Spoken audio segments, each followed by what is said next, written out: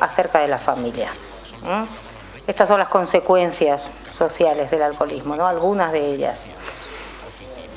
La familia. Nada más simple a primera vista, pero quizás nada más profundo que decir que el hombre nace, crece, se hace y entra en la sociedad a través de la familia.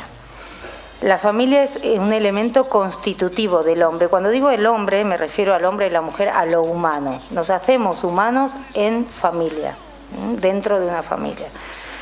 Pero la paternidad y los vínculos familiares se construyen, así como decía Montaña, que el hombre, ¿no?, la mujer, no son algo dado, el adulto no está dado, sino que se va haciendo en este devenir, en su desarrollo, a través de la infancia, la adolescencia, y esto hay que ir construyendo una personalidad. De la misma manera, la paternidad y los vínculos familiares se construyen en un devenir, se van haciendo en un trabajo en común entre padres, hijos y hermanos. No es una simple repetición de lo vivido anteriormente. A mí en este sentido me gustó mucho la intervención que hizo un compañero en la primera parte, donde comentaba que para comunicarse con su hija había aprendido a utilizar las nuevas tecnologías, que si el WhatsApp, que si el 20, etcétera, etcétera, o el Facebook.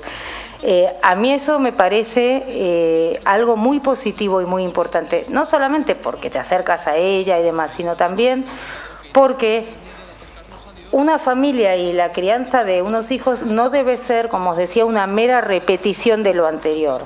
Y solemos oír frases como: a mí me criaron así y así lo hago con mi hijo porque no salió tan mal, o cuando yo tenía tu edad jamás se me hubiese ocurrido contestar a mi padre de esa manera, o jamás se me hubiese ocurrido, a mí no me dejaban venir a esas horas a casa, etcétera, etcétera. Esas frases aluden al pasado, a lo que ya pasó. Y como ya pasó, no es ahora, no es y no sirve para ahora, porque es otro momento, nos guste o no. Y a la continuidad con esa época, queremos como prolongar y que todo sea igual, pero ya sabemos que no podemos volver atrás y que hoy es diferente. Por eso decía, hoy tenemos este contexto, hoy tenemos las tecnologías, este es el mundo en el que vivimos hoy. No podemos intentar, aunque se suele hacer, ¿no?, volver y continuar. Y en ese intento de continuidad con una época que ya pasó y entonces nos sentimos más seguros con lo conocido, ¿no?, esto de malo conocido antes que bueno por conocer, ahí no hay ruptura, no hay creatividad, no hay novedad, no se crea nada nuevo. Y en una familia lo que tenemos que hacer es entre todos crear algo nuevo, que sea esta familia, no la mía o la mía, porque con la continuidad también empiezan las disputas, ¿no? Como me criaron a mí o como te criaron a ti, porque a mí me dejaban, a mí no me dejaban. No, esta es una familia nueva que la tenemos que hacer entre todos, padres, hijos y hermanos. Bueno, os he traído esta frase que a mí me ha parecido muy bonita y además muy interesante, a ver qué os parece. Es de Goethe y dice: aquello que has heredado de tus padres, reconquístalo, si lo quieres poseer de verdad. Le quité el poseer para que no quedara tan largo. Si quieres que sea tuyo de verdad. Luego en el debate, si queréis, comentamos a ver qué os parece y qué os sugiere, qué os hace pensar esta frase, ¿no?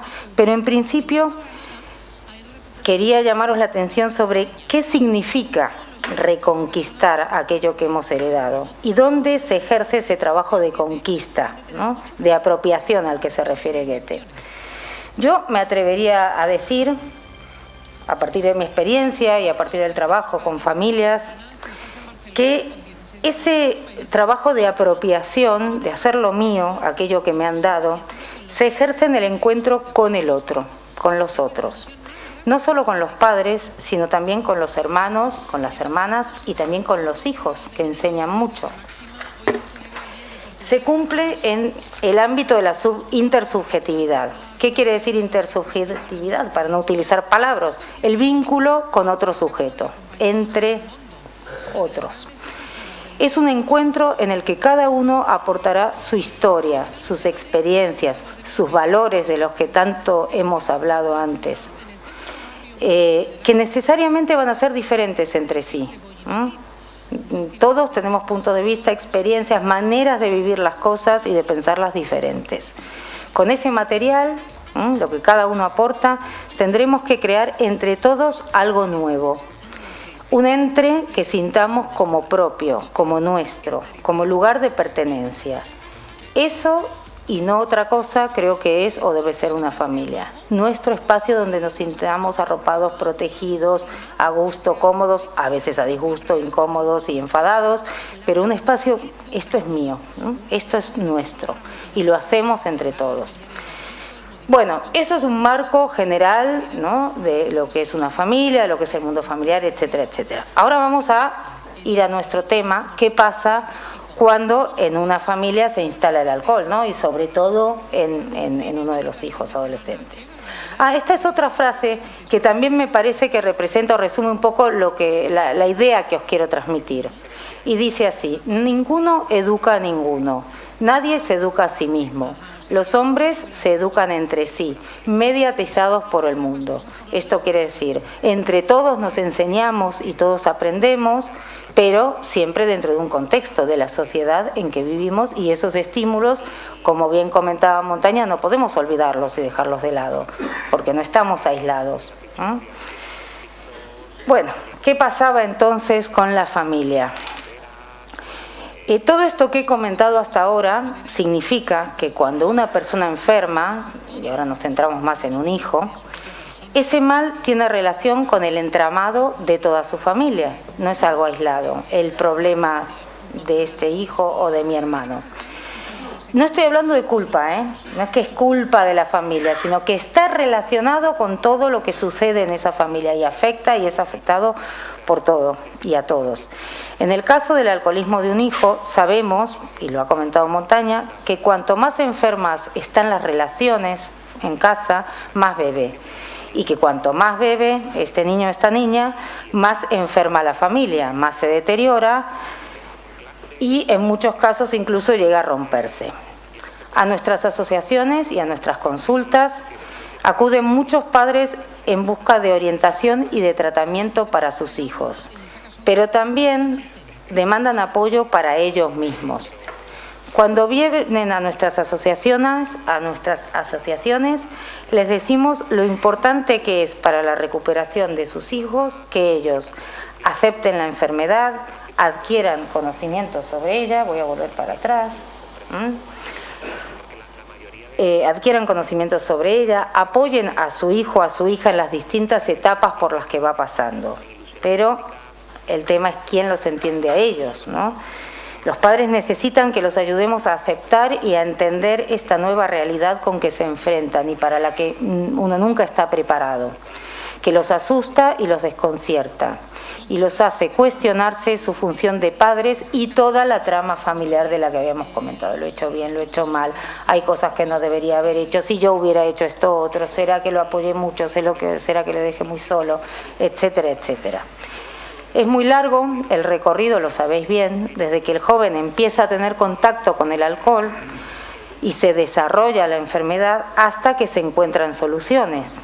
Los padres aquí pasan por distintas etapas en ese recorrido, que van desde la negación, no, bebe lo normal, todos los chavales lo hacen, cuando salen, alguna vez viene borracho, no pasa nada. Luego se pasa por el reconocimiento, o sea, de la negación a que no pasa nada, el reconocimiento que esto no es normal, aquí sí está pasando algo, hay un problema. De ahí vamos a la confrontación, esto no puede ser, esto tiene que cambiar, ya no sales más, no puedes seguir bebiendo, no puedes venir borracho, bla, bla, bla. Luego, como esto no suele dar ningún resultado, se pasa a la etapa de control, lo voy a intentar todo. Le voy a controlar los horarios, los amigos, el teléfono, el tal, el cual, el ordenador, etcétera, etcétera. Tampoco da mucho resultado y entonces se llega a la etapa de desesperación y supervivencia. Yo ya no puedo más, este chico nos va, o esta niña nos va a hundir a todos, no podemos seguir así, etcétera, etcétera. Hasta que finalmente se llega a la aceptación de la problemática y se inicia el tratamiento. Esto me imagino que después lo podemos comentar porque muchos de vosotros lo habréis vivido como padres o como hijos en vuestra experiencia o como esposas, o etcétera, etcétera. Bueno, en todas estas etapas los padres acusan distintos sentimientos, a veces muy contradictorios. Pasan por la angustia, la soledad, sentimiento de vacío, desesperanza, enfado, culpabilidad, como decíamos, vergüenza, miedo, odio también, resignación. Se llega muchas veces al distanciamiento afectivo ya por desesperación. El alcohol en este momento ya se convierte en el centro de la vida familiar. Es el eje en torno al cual gira todo y todos, los padres y este hijo y los hermanos también. Se llega a vivir más la vida del otro que la propia de uno. Y esto me imagino que luego podéis contar muchos ejemplos en ese sentido, ¿no? No solo la esposa o el esposo que está pendiente de su pareja que consume y entonces deja de ocuparse de sus tareas o de sí mismo porque está pendiente de lo de ella, sino también de un hijo, de una hija, y los hermanos. Muchas veces son hermanos que descuidan sus estudios o ya no quedan tanto con sus amigos para estar con este hermano a ver si le controlo o a ver si tal. Bueno, eso, se vive la vida del otro y todo alrededor del alcohol. Pero además, una vez que comienza el tratamiento, las cosas no cambian, y lo sabemos bien, de la mañana a la noche. No es que empezó el tratamiento y ya está, ¿no? Ya veis que aquí nada ya está de un momento para otro. Todo es un proceso.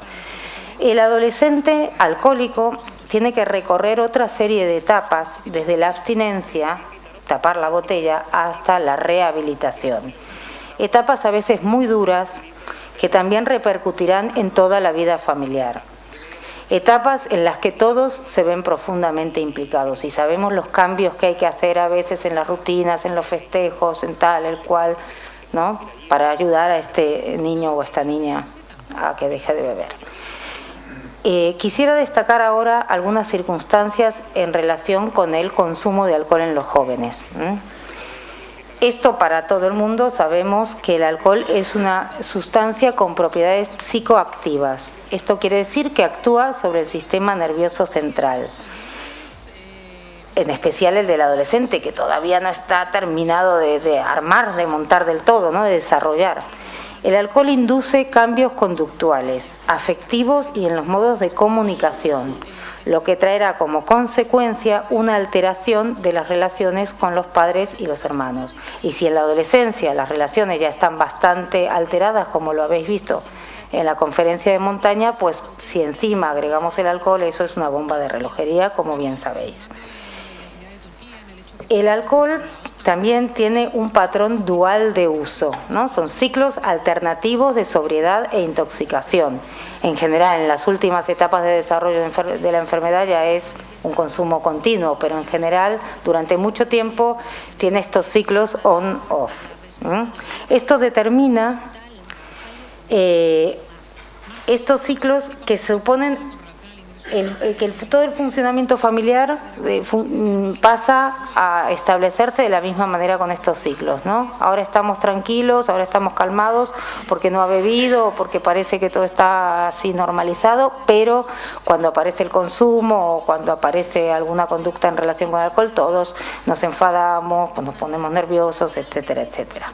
Entonces se extiende a toda la familia esta manera de funcionar tan dualista. Por otra parte, existe una gran regularidad en las conductas relacionadas con el alcohol. Suelen ser bastante estables y repetitivas y se incorporan como parte de la dinámica familiar.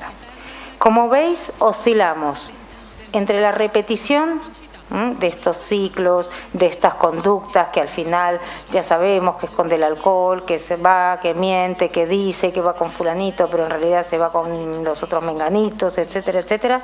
Oscilamos entre esta repetición y el cambio, el deseo de que esto no sea así, de crear una cosa nueva, de avanzar. Y cuando el alcohol se instala en una familia, la familia suele cambiar, pero para seguir igual. Se adapta de tal manera, ¿no? Por supervivencia, por necesidad, a esta manera tan anómala de funcionar, que al final queremos cambiarlo, queremos quitarlo, pero como no sabemos qué hacer, al final se vuelven a repetir estos ciclos, ¿no? hasta que por fin conseguimos abrir esa puerta hacia un tratamiento, hacia una rehabilitación, pero durante mucho tiempo estamos ahí repitiendo y nos enfadamos y le decimos y le regañamos y le castigamos y nada cambia, ¿no?